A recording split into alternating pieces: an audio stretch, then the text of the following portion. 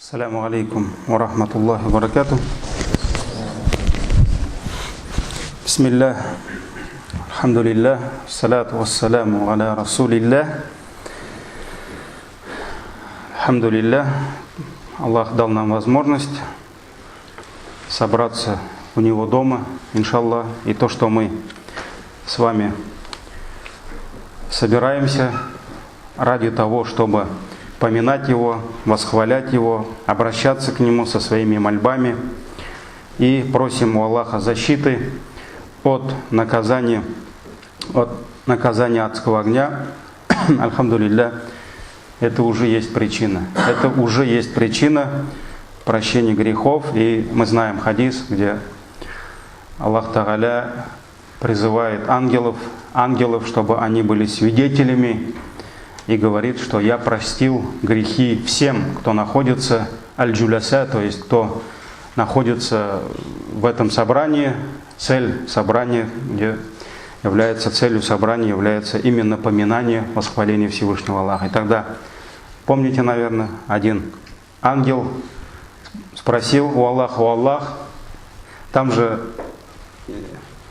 сидел человек, который пришел не ради того, чтобы восхвалить Тебя, не ради того, чтобы увеличить знания или поминать Тебя. Он просто пришел, потому что надо было кого-то встретить ему. Может быть, у кого-то, кто-то ему должен был, да? Он пришел на урок, наверное, я его сейчас поймаю, да? Но не ради того, чтобы поминать Аллаха, восхвалять».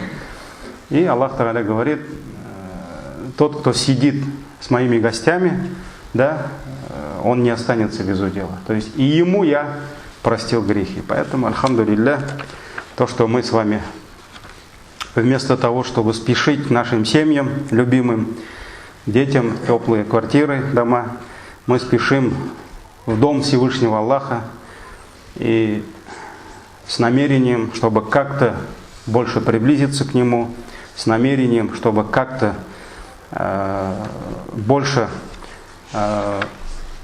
чтобы наши сердца стали ближе к Аллаху, чтобы больше поминать Аллаха. Альхамдулилля, это есть причина прощения грехов. Пусть Аллах простит нам всем наши грехи.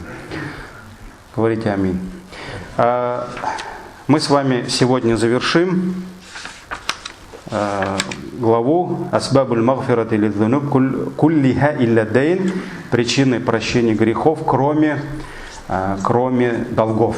То есть Аллах Тааля есть причины, через которые Всевышний прощает нам грехи, но не прощает нам долги. Не прощает нам долги, и это асбабу шахада. То есть когда человек покидает эту землю, будучи шахидом. Мы с вами говорили, да, я уже говорил, что слово шахид — это такое страшное слово. Да, и сегодня слово шахид, шахада и террорист или смертник или так далее, это уже синонимы, да, когда говоришь слово шахид, все понимают так, к сожалению, может быть в этом и вина наша вина, то есть мусульман самих, да. На самом деле шахада, когда человек покидает эту землю, будучи шахидом, это великая степень, которую мы не должны как-то отвергать, так ведь отказываться, несмотря на то, что может быть сегодняшний, кто думает, что он сейчас вот взорвет себя и станет шахидом, или уже стал, да, как он думает, не все являются шахидами, вообще это шахада – это такое положение, ни за кого мы не можем говорить и свидетельствовать, что он пал шахидом. Даже если те люди, которые, может быть, погибли рядом с пророком, да, мы можем просто просить за них, чтобы Аллах принял их смерть как мученическая смерть шахида. Потому что только Аллах знает. Только Аллах знает, в каком человек был положении, только Аллах знает, какое у него было намерение, какое было состояние души. И я, по-моему, приводил даже хадис, да, из Сахихайн, в обоих сборниках имама Бухари и Муслима, который передает нам Сахаль ибн Сагат ас-Сагиди. То есть это случай, который произошел перед глазами посланник Аллаха, алейхиссаляту вассалям. Когда пророк выступил против многобожников, началась война, и один из людей, он с мечом, с оружием, так пошел на врагов, да, так всех рубил, дрался, что даже сахабы смотрели на него с восхищением. Они восхищались, и кто-то сказал, что сегодня столько аджира, сколько получит вот этот наш брат, никто из нас не получит. Потому что, машаллах, он был первым, лучшим, все, что видели, да. И когда посланник Аллаха услышал эти слова, он посмотрел на него и сказал: он будет в аду. Этот ваш брат, он будет в аду. И все были в шоке. Никто не ожидал таких слов от посланника Аллаха. Но все знали, что посланник Аллаха от себя он никогда не говорил. Значит, Аллах поведал ему это. Значит, есть какая-то причина, или будет какая-то причина того, что он окажется в аду. И поэтому сподвижник один, он всегда держался возле него. И через некоторое время он бежит к пророку и говорит: «Ашхаду аннака расулуллах». Я свидетельствую, что ты посланник Аллаха.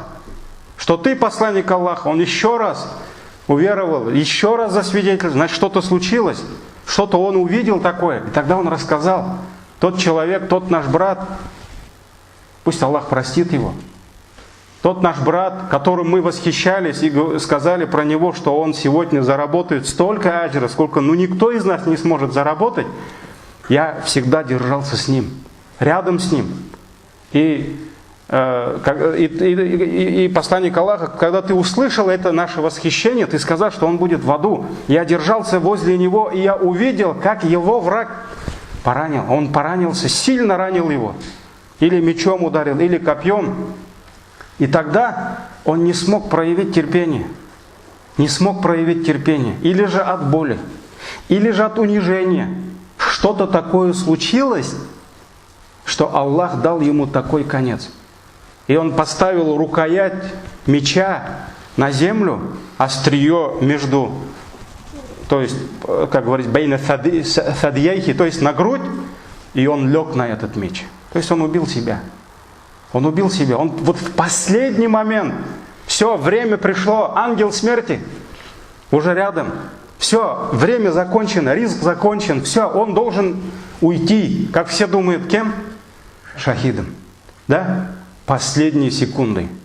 Все вот так перевернулось. Все вот так перевернулось. Значит, что-то было в нем, что-то случилось. Аллах, он не залим. Аллах не проявляет несправедливость, он справедливый, но он дал ему такой конец. Поэтому, когда когда этот сподвижник, Сахаль передает, что этот сподвижник, когда рассказал это пророку, пророк сказал, там есть слова, и в конце сказал: «Иннамал а'малу биль хаватим», воистину дела воздаются по завершению. По завершению. Поэтому те люди, которые ищут через шахада, есть такие братья, которые думают, что уйти из этой жизни, будучи шахидом, это самый простой. Некоторые так думают, они заблуждаются, что это самый простой и короткий путь в рай. Как один брат говорит: а что, говорит, каждый день вставать, идти на работу, кормить семью, платить налоги. Ты знаешь, говорит, сколько я налогов плачу? У тебя-то маленькая зарплата, говорит. А у меня бизнес, говорит. Ты знаешь, сколько у меня денег забирают, говорит. Да, я лучше, говорит, пойду шахидом. Уйду и сразу в рай. Это, братья, это заблуждение. Не думайте, что это вот так просто. Аллах, посланник Аллаха обещал столько наград за это, да, и все это могут получить эту награду. Нет, вот последний момент. Машаллах, так все правильно началось, да, казалось бы. Даже сподвижники восхищались им. А пророк сказал: он будет в аду. Поэтому только Аллах знает, и нельзя думать, что это самый короткий, самый легкий путь в рай. Иногда платить налоги, слушать ворчание жены, воспитывать детей, проявлять терпение, каждый день совершать 5-кратный намаз. может оказаться легче, потому что все шахидами не станут. И такой степени они не дойдут. Поэтому мы с вами очень любим читать хадисы, особенно молодое поколение, да, вот что будет за это? Фада или шахада, да, превосходство стать шахидом, машалла, рай, а условия, там столько условий, да, это нам не интересно, это потом. Но если это потом уже не будет, поздно будет. И несколько еще тоже в этой главе. Мы с вами говорили, что тот, кто сгорел в пожаре, да, тот, кто утонул, тот, кто остался под завалами, и мы с вами говорили еще про морскую болезнь, да? Про морскую болезнь, ну, потому что действительно люди, они же не просто там плавали, да, по морю, ну, потому что там круиз, они отдыхали, нет, это была единственная дорога. Даже вот если взять 100 лет назад, когда жил еще Реза Фахруддин, еще пораньше, когда Шихабуддин Марджани, когда, например, им нужно было съездить с Казани в Уфу, дорог не было, все на пароходе. Все на пароходе. То есть, поэтому раньше тоже многие люди, они передвигались через море, и, конечно, их укачивало. Конечно, люди болели, они страдали этим. И поэтому посланник Аллаха, алейхиссаляту вассалям, сказал, что мучиться морской болезнью, это тоже есть шахада. Шахада, то есть, это тоже есть мученичество на пути Аллаха. То есть он получит такой же аджр. Также еще от Ибн Масуда, радийаллаху анху, передается, что он сказал, тот, кто сорвался с высоких гор, и погиб ля шахидун индаллахи, он тоже, несомненно, является шахидом перед Всевышним Аллахом. Дальше, следующая причина. Аль-мутамассику бис-суннати фи вактиль фитани. То есть тот мусульманин, который держится за истину, держится за сунну пророка, алейхиссалату вассалям, во время смут. Ибн Мас'уд, радийаллаху анху, передает, что посланник Аллаха, алейхиссалату вассалям, сказал: «Инна мин вараикум замана сабрин». Воистину за вами придет время терпения. То есть время терпения, эпоха терпения, когда нужно будет терпеть, чтобы сохранить свой иман, свою религию, свою набожность, таква. «Лиль-мутамассики фихи аджру хамсина шахидан минкум». И тот, кто вот в эти времена терпения, в трудные времена, времена испытаний, он будет держаться за сунну, за истину, за религию, то есть он сохранит свою религию, ему будет аджру хамсина шахидан минкум. Посланник Аллаха указал на сподвижников, на сахабов, на самых лучших членов этой уммы и сказал, он получит аджр, сколько получит 50 человек из вас. То есть этому человеку Аллах даст столько аджра, сколько получит 50 человек из вас, из вашего числа. Минкум, то есть из кого? Из подвижников. Он указал на сподвижников. Этот хадис сахих передает Табарани. И также в другом риваяте хадиса говорится, что посланник Аллаха, саллаллаху алейхи вассалям, сказал: «Инна мин вараикум айям сабр». Воистину за вами придут дни терпения, и кто в эти дни будет держаться своей религии, то есть сохранит свою религию, бима антум алейхи, то есть в том пути, в котором находитесь вы, то есть на пути истины, да, аджру хамсина минкум, он получит аджр 50 из вас. То есть один человек получит аджр за то, что он в эти трудные, тяжелые, смутные времена смог сохранить свой иман, свою богобоязненность, свою религию, набожность, да, он получит как будто 50 сподвижников. То есть он получит аджр 50 сподвижников. И «Калу я наби Аллах», и тогда спросили: «О пророк Аллаха, ау минхум», они получат аджр, награду 50 из нас или из них? То есть есть же два варианта, да? Они получат аджр 50 мусульман из них Они переспросили, неужели из нас? Мы же рядом с посланником, да? Это из них они получат 50. Посланник Аллаха сказал, «Баль минкум, нет из вас». Они получат 50, как будто они получат аджр 50 человек из вас, а не из них. Этот хадис сахих, ученые сказали, что этот хадис достоверный. И машаллах, это милость Аллаха, это милость Аллаха. Никто из нас никогда не сможет быть как сподвижники, никто из нас никогда не сможет даже добиться, даже, может быть, мы не будем стоить даже цену ногти из них, да, это самые лучшие, это самые близкие к Аллаху люди, но Аллах Тааля дает нам возможность, если человек придерживается истины, несмотря на то, что ему будет трудно, а мы с вами другой хадис знаем, где посланник Аллаха сказал, то есть аль-мутамассику бидинихи, то есть тот, кто будет держаться своей религии, он будет подобно тому, кто будет держать на руках раскаленные угли. То есть вот возьми уголь и подержи, красный вот этот раскаленный. Нелегко.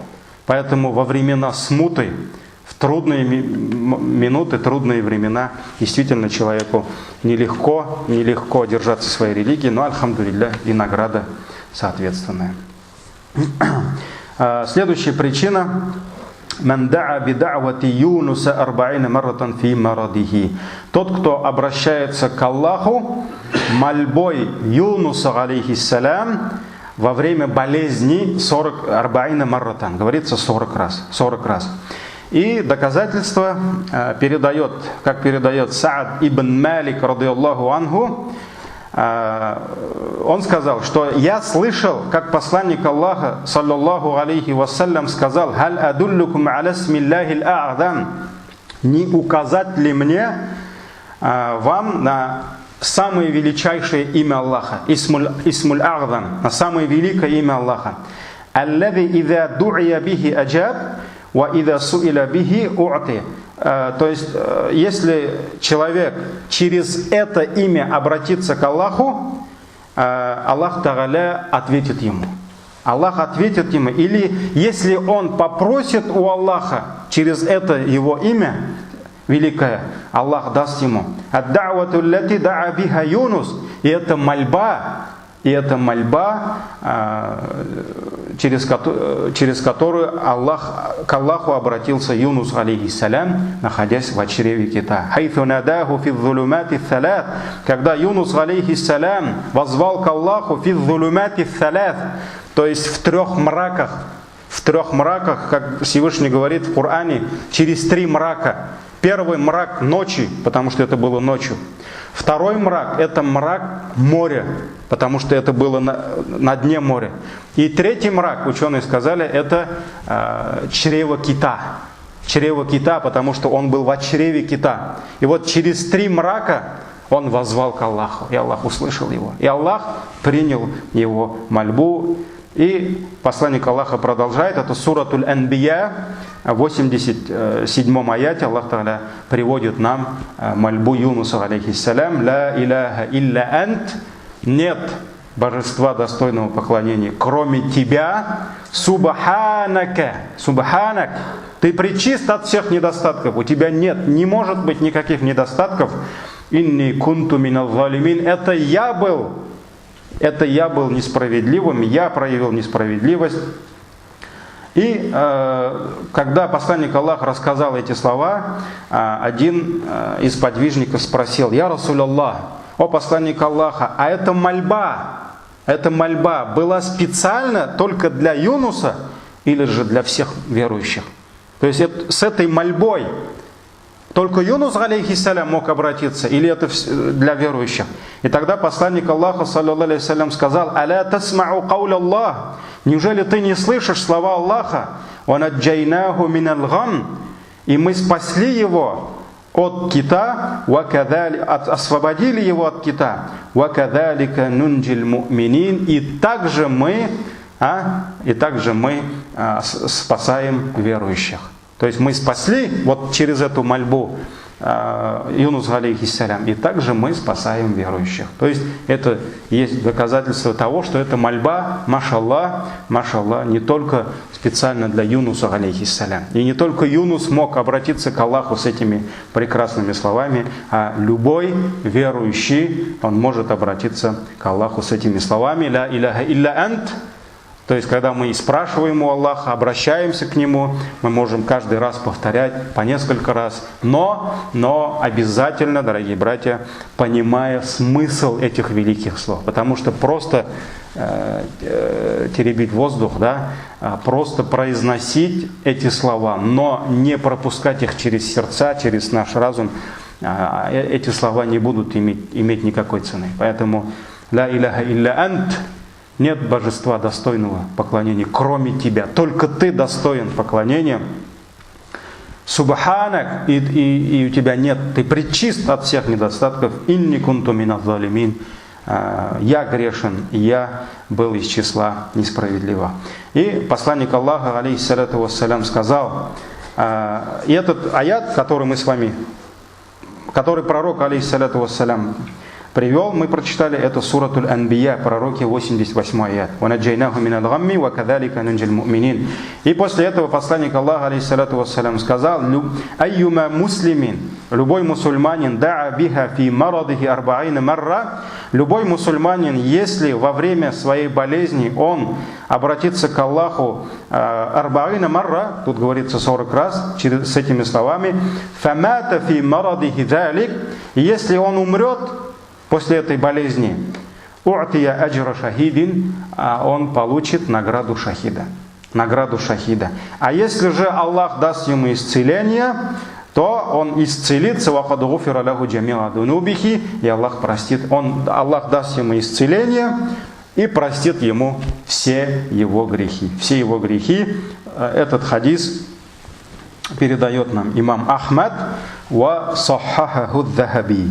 И имам ад-Дахаби сказал, что это достоверный хадис. Вот, машаллах, это уже второй хадис, который указывает на то, что если мусульманин правильно поступает, да, правильно делает таваккуль, полагается на Аллаха, создает причины, то при любом раскладе, да, при любом конце мусульманин выигрывает. То есть, если он 40 раз обратится к Аллаху, создаст причины, но Аллах не даст ему исцеления, потому что жизнь его уже завершилась, да? Если он умрет по причине этой болезни, альхамдулилля, он умрет мучеником. Он умрет мучеником. То есть это тоже выигрыш.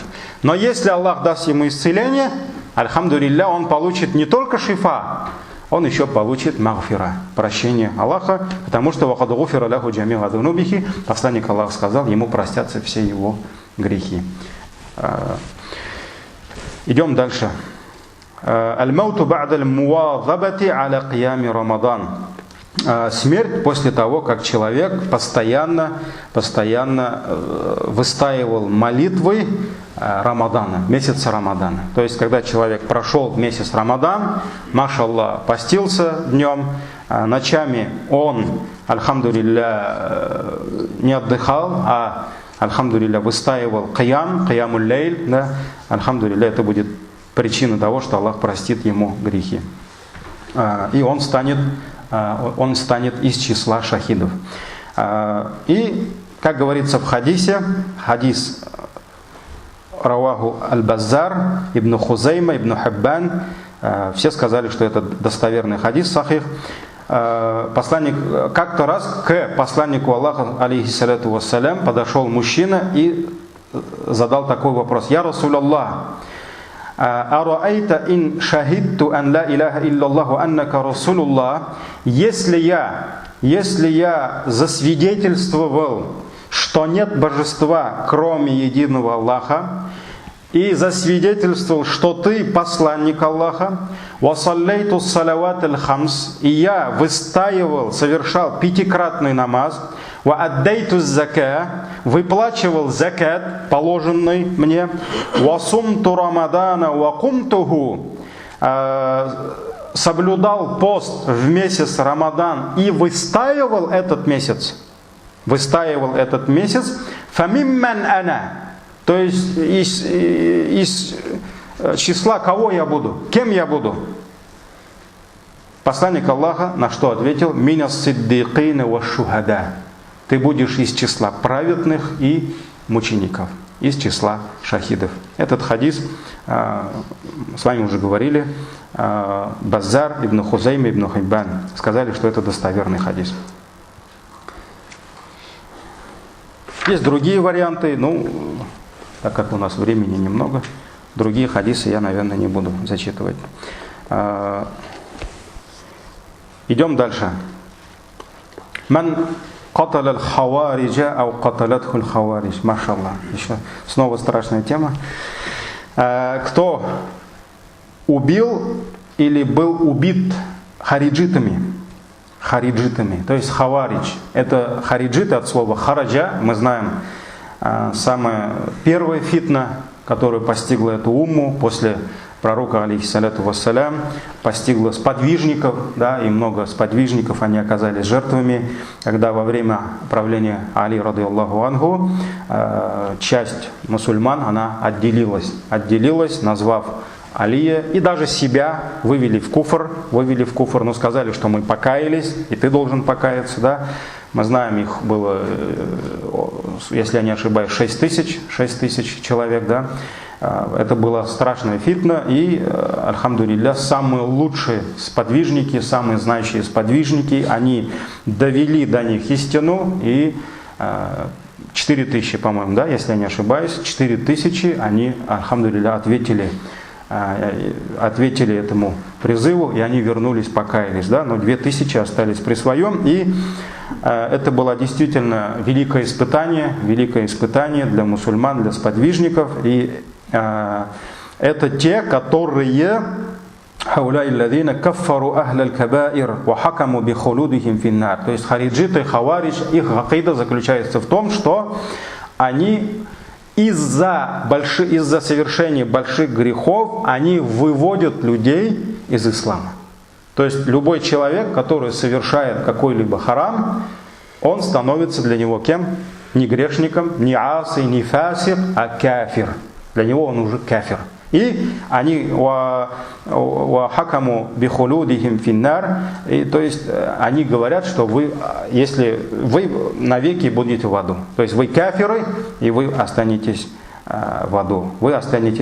Да, очень много они проблем создали для мусульман, очень много они проливали кровь, и к сожалению, проявление вот этой акиды, да, вот этой проблемы мы видим и сегодня. И сегодня есть последователи хариджитов. Пророк, алейхиссаляту вассалям, он неоднократно предупреждал нас.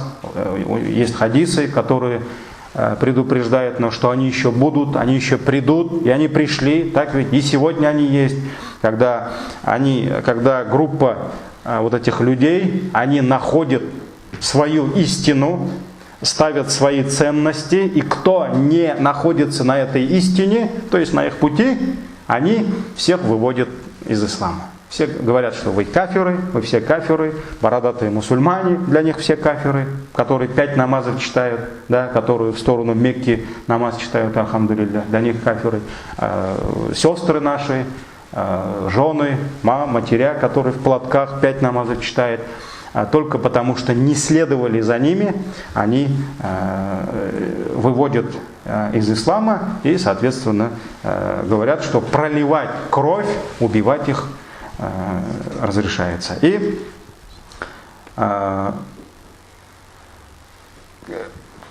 один человек подошел к Абу Хурайра и Абу Саид и задал им такой вопрос: «Инни раджулюн мин ахлил машрик». Я человек пришел из Машрика, и у нас появились люди, которые выступили против нас. И они начали убивать тех, то есть он пришел к Абу Хурайра, к Абу Саид, к сподвижникам в недоумении, с вопросом, он не понимает, что случилось. И говорит: у нас появились среди нас появились племена, группы людей, которые выступили против нас и начали убивать тех, кто говорит «Ла иляха илляллах», но они оставляют живых других. То есть они не трогают тех, кто не говорит «Ла иляха илляллах». Они убивают тех, кто именно говорит «Ла иляха илляллах», и убивает мусульман, да? Факаля ли, и когда передатчик этого хадиса говорит, когда я сказал, довел до них эти слова, они сказали мне, факаля ли, и они оба сказали мне, сами'на ан-набия, саллаллаху алейхи вассалям, якуль, мы слышали, как посланник Аллаха, алейхи салату вассалям, сказал, ман каталахум фалаху аджра шахидин. وَمَنْ قَتَلُوهُ فَلَهُ أَجْرُ شَهِيدٍ. Кто убьет их, то есть кто выступит против них с оружием, не просто так, да, فَلَهُ أَجْرُ شَهِيدٍ, он получит награду шахида. И кого они убьют, он получит награду шахида. То есть посланник Аллаха, алейхиссалату вассалям, сказал, что это кто? Это враги. Это враги ислама, против которых мусульмане Ахлю Сунна валь Джамаа должны бороться, выступать, если нужно даже с мечом. Поэтому тот, кто умирает, погибает от руки хариджита, он станет шахидом, иншаллах. Он станет шахидом. Но то, что вот мы видели, есть в африканских странах, есть вот эти группы, да, Хаварич сегодня, и тот же самый в Сирии, Даиш, да,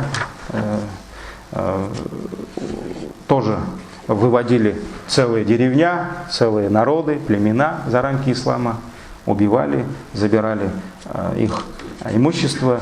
И действительно, это такие люди, которые не просто мусульман с бородами, в платках мусульманок убивали. Это люди, которые убивали сахабов. Это люди, которые отрубали головы, рубили головы самым лучшим из них, из этой уммы, с подвижником. И на это очень много доказательств. И как передает Яхуб ибн Суфьян, бисанадин сахих, в достоверном риваяте, когда группа хариджитов, сейчас найду имя, как его звали, группа хариджитов берет в плен в пути одного из подвижников, который передвигался с беременной женой. Про это есть хадис. Есть хадис с беременной женой Ибн Хаббаб. И когда они остановили его в дороге, да, они спросили у него: «Анта ибн Хаббаб, сахиб ан-наби, саллаллаху алейхи ва саллям, ты сын Хаббаба, сподвижника пророка?» То есть это был сын сподвижника пророка, алейхиссалату вассалям. На что он ответил: да. И он сказал: «Расскажи нам о своем отце». Что он тебе рассказывал? И он начал рассказывать как раз вот хадис про эту фитну, что придут те, которые будут убивать мусульман, что придет время фитны, смуты, и они взяли его с собой, а потом они отрубили ему голову. То есть мусульманин, который передает хадис, 5 намазов читает. Поэтому это действительно была страшная фитна. И Аллах сохласын, это и сегодня, где есть хариджиты, там смуты, и там очень много крови. И когда его его же повели с собой, кто-то подобрал финик. То есть с дерева упал финик, и кто-то его подобрал и положил в рот. И другой, когда увидел, что тот без спроса взял чей-то финик, да, он сказал: «Субханаллах, ты что делаешь? Ты же без разрешения взял чужой финик». Тот испугался. Вот представьте себе их акиду, их положение. Они взяли сына сподвижника, идут отрубить ему голову. И тогда один из них подбирает финик, а тот, положил в рот, тот быстро приходит и говорит: «Ты что делаешь там? Побойся Аллаха. Это же не твой финик, это же без разрешения взял». Тот там, астагфируллах, вытаскивает финик. То есть какая крайность здесь? И здесь они И когда Ибн Хаббаб увидел это, он сказал: моя кровь для вас запретнее, чем этот финик. То есть этот финик, да, может быть запретный, но моя кровь более запретна. Моя кровь более запретна, чем этот финик. И они не посмотрели на это. Все, они отрубили ему голову. Вот поэтому посланник Аллаха, как говорит, если вы увидите их молитвы, вам станет стыдно за вашей молитвой. То есть вы увидите, как они намаз читают, как они предались намазу, машаллах. Вам станет стыдно за свои намазы. Вы скажете: ну и мы что ли намаз читаем? Когда вы увидите их посты, вам будет стыдно за ваши посты. Да? Но это не есть истина. Это еще не истина. Вот он финика боится, что это чужой финик. А крови мусульманина, невинного, с женой, с беременной, не боится. Потом отрубили голову жене. Это есть, это сахих, в этом риваяте есть, асар. И раскрыли мечом живот, достали плод и выкинули этот плод. Выкинули. Поэтому это в книгах пишется. Поэтому вот это варварство, это все, это было, это все есть. И Аллах сохласен, когда мы смотрим по телевизору, к сожалению, вот все же думают, что это вот мусульмане, они все такие. Если в показании идет бородатый мусульманин, значит он вот он тот. Он просто ждет там какого-то приказа, да. Аллах сохласен. И они сделали столько вреда исламу, дахвату, не только во всем мире, в Европе, в Америке, да, когда вот на мусульман начали так смотреть, да, конечно, все воля Аллаха, но от них вреда за 3-4 какие-то года, да, они сделали столько, сколько там, может быть, институты, целые университеты, да, они не смогли сделать за 30-40 лет. Поэтому хаваридж, пусть Аллах спасет нас Аллах от этой фитны. Очень много проблем они создали. Ну, завершаем эту сложную, страшную тему. И так, еще начнем следующую главу и пару причин. Да? Успею? Нет еще? Не устали? Не заснули там сзади? Асбабун ухра лиль магфира. То есть все, асбабу шахада. Причины мученической смерти оставляем и идем дальше. Другие причины для прощения грехов. И вот дальше идут аяты и хадисы, где иногда Аллах Тааля не говорит напрямую, что за это дело, или посланник Аллаха не обещает нам, что вот за такое-то дело Аллах простит нам наши грехи. А вот, например, будут аяты и хадисы, где будет говориться, что за что-то, за то-то, то-то, то-то Аллах ведет нас в райские сады. И автор этой книги говорит, что если есть благие дела, когда человек совершает благие дела, или же у него есть какие-то качества определенные, которые станут причиной того, что он окажется в раю, это указывает на то, что через это дело Аллах прощает ему грехи. Потому что никто не сможет, имея грехи, переступить порог райской обители. То есть, если человек заходит в рай, значит Аллах что? Аллах простил его. Аллах простил его. Если человек оказался в раю, значит он простил его. И если в хадисе говорится, что за что-то человек окажется в раю, значит вот это является причиной прощения его грехов. Поэтому, иншаллах, мы с вами дальше пойдем вот по этим причинам. Будем изучать эти причины. И самая первая причина — это аль-иман ва таухид.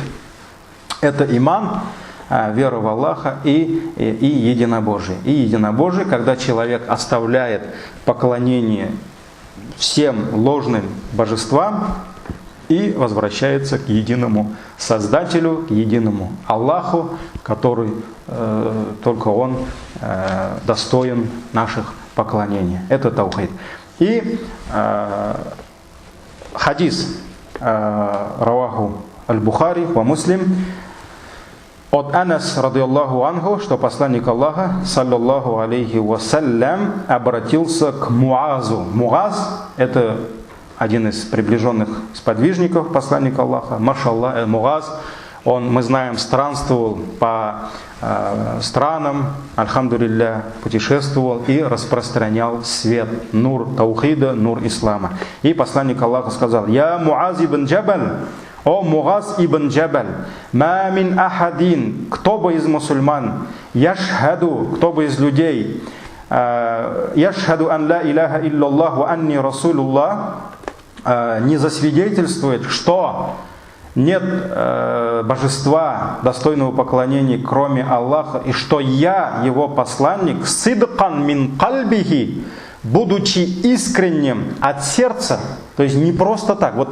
и здесь то же самое, условие, не просто ля иляха илляллах. Иногда во время никаха мы начинаем заставлять молодых, да, давай ля иляха илляллах, скажи, они там достают бумажку, которую бабушка передала, они начинают это вот, повторять, да, нет, не только в этом, да, то есть сидкан мин кальбихи, искренне от сердца, илля харрамахуллаху аля нар, Аллах обязательно сделает его харамом, запретным для адского огня. То есть Аллах, значит, для огня, для ада тоже есть харамы.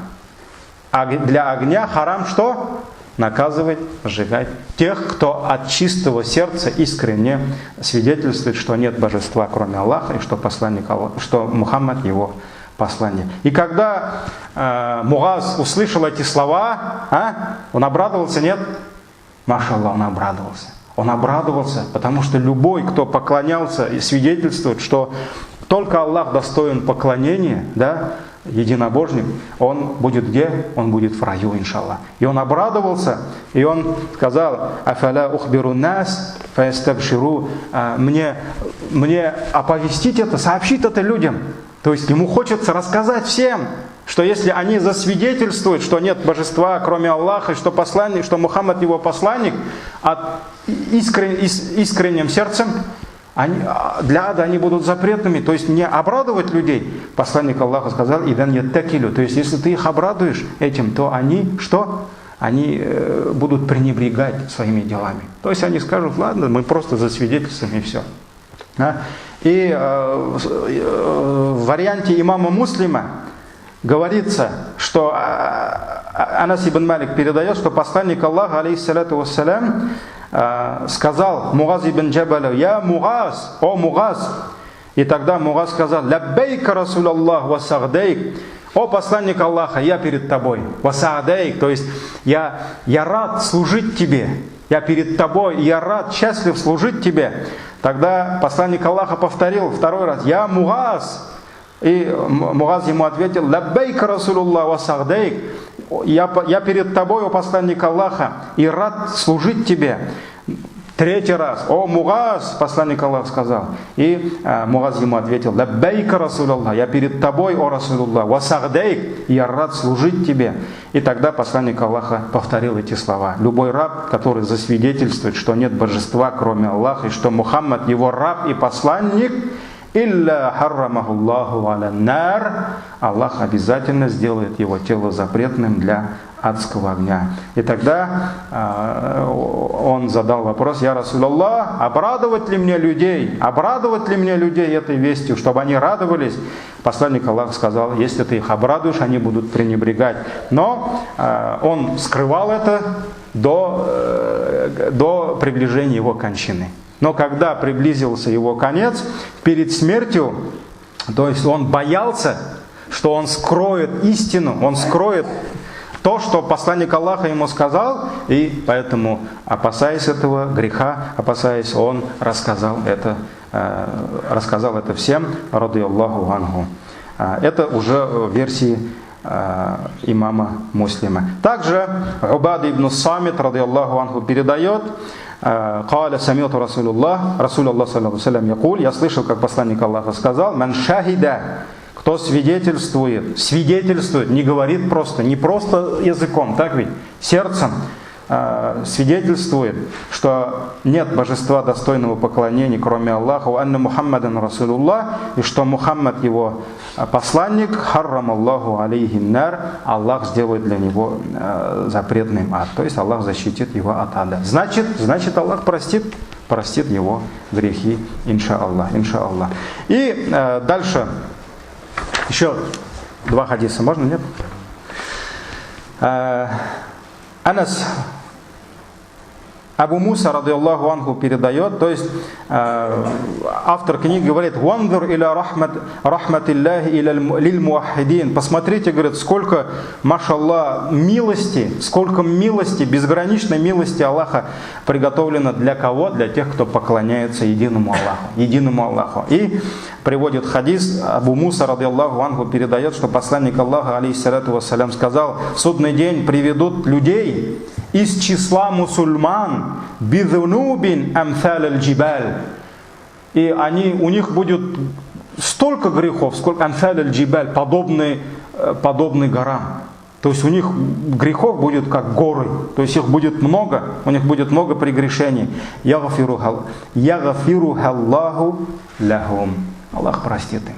Аллах простит их грехи. Аллах простит, и Аллах возложит эти грехи на других, которые не поклонялись единому Аллаху. Этот хадис в сборнике имам Бухари.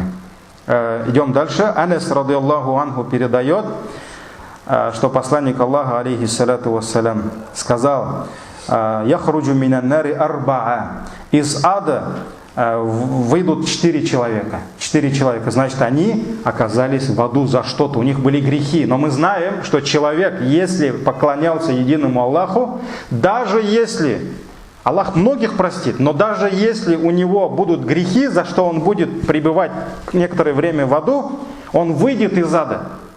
И, иншаллах, он будет в раю по милости Аллаха. Аллах простит его. И вот Аллах вывел 4 человек из ада, фаюарадуна аляллах, и они встанут перед Аллахом, предстанут перед Аллахом, и один из них обратится к Аллаху: «Ай, Раб, о мой Господь, ида ахраджтани минха ла туидни фиха». О Аллах, когда ты меня вывел из ада, не возвращай меня туда.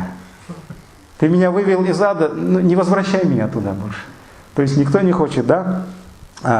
Фаюнджихи ляху минха. И тогда Аллах спасет его от адаба. Он не возвратит его, этих людей. Этот хадис в сборнике имама Муслима. А тот хадис, который мы читали, не Бухари, а Муслим тоже был. И вот это тоже есть Аллах Та'аляның рахматы тем, кто поклоняется только единому Аллаху. И еще один хадис, и все. Еще один хадис, и все. Ибн Амр, радиаллаху анхума, передает, что посланник Аллаха, алейхиссалату вассалям, сказал: в судный день Аллах отделит одного человека из моей уммы, фаиншару алейхи тисрата ва тисрина сиджиллян. И тогда по воле Аллаха ангелы покажут ему 99 его свитков. 99 его свитков, и каждый свиток, он будет протяженностью взор человека. То есть, докуда дойдет взор человека, вот таких 99 свитков. И это свитки будут с чем? С грехами. Действительно, у него будет много прегрешений. И тогда Аллах спросит у него: «Атункару мин хада шей'ан?» Вот из этого всего что-то ты можешь опровергнуть? Ты можешь сказать, что мои ангелы, «Авваламака катабати аль-хафидун», кто-либо из моих ангелов, которые записывали твои дела, он проявил к тебе несправедливость? Вот 99 свитков, страниц от него до горизонта, получается, да, докуда дойдет его взор. Вот что-то из этих прегрешений ты можешь сказать: я этого не делал, я не виноват? Аллах спросит, каждый будет отвечать, потому что Аллах не залим. Он спросит: что-то ты можешь отрицать, или ты можешь сказать, что ангелы не записали это неправильно? Тогда он скажет: фаякулю ля яра. Он скажет: нет, о мой Господь, все это я делал. Это мои дела, и все это ангелы записывали, все верно. Фаякулю афаляка удр. А у тебя есть оправдание? Вот все это, 99 свитков прегрешений, ты все это совершил, ты не отрицаешь. А у тебя есть оправдание? Ты можешь сказать что-либо свое оправдание? И он скажет: ля я раб, я не могу ничего сказать. Это мои грехи, я виноват. То есть он признает свою вину. И это милость Аллаха. Даже кафиры, даже неверующие, когда будут заходить в ад, ангелы спросят у каждого: неужели до тебя не дошла истина? Неужели к вам не пришли пророки? Неужели к вам не пришли те, кто рассказал вам, что есть судный день, что есть ад, что есть рай? Ну зачем вы здесь? Неужели до вас не дошла истина? И поэтому каждый скажет: дошла до меня истина. Никто, кто будет заходить в ад, не скажет: я не виноват, до меня не дошла. Это Аллах залим там или еще что-то. Все признают милость Аллаха и что это есть справедливость. Поэтому и здесь Аллах Тааля спрашивает у него: у тебя есть оправдание? Нет. Нет. Ля яра фаякулю баля инна лака индана хасана. Аллах говорит: но у нас есть твое одно благое дело. Не только эти 99 страниц прегрешений. У нас есть одно благое дело, которое ангелы записали, да?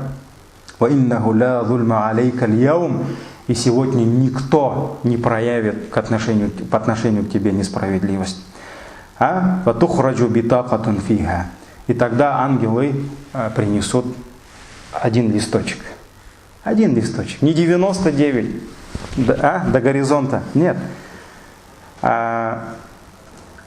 И на этом листочке будет записано его свидетельство.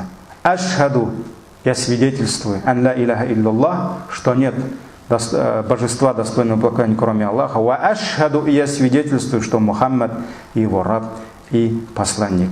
И тогда Аллах скажет: готовь весы. То есть вон, несут твою страницу, готовь весы, чашу весов, сейчас поставят туда, так ведь?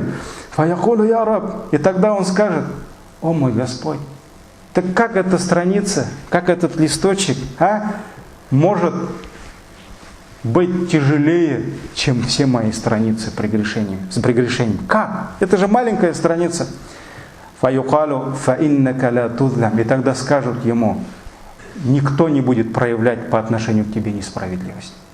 То есть, если этот листочек действительно будет иметь вес, то этот вес ты увидишь. То есть, никто не поступит по отношению к тебе несправедливо. Фатудау сиджиллят фи каффатин валь битакати фи каффа. И тогда на чашу весов с одной стороны поставят 99 страниц с его прегрешениями, а на другую чашу поставят вот этот листочек.